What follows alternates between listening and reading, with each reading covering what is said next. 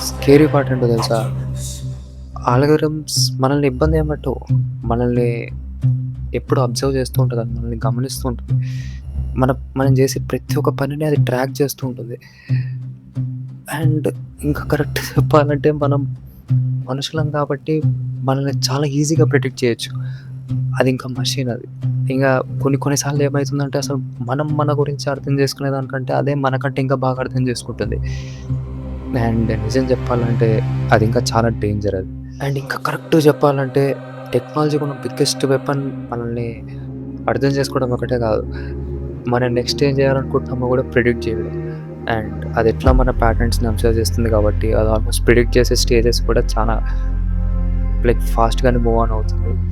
ఇంకా కరెక్ట్‌గా చెప్పాలంటే ఏఐ వచ్చేసిన తర్వాత పరిస్థితులు ఎట్లున్నాయో మీకే తెలిసిందే.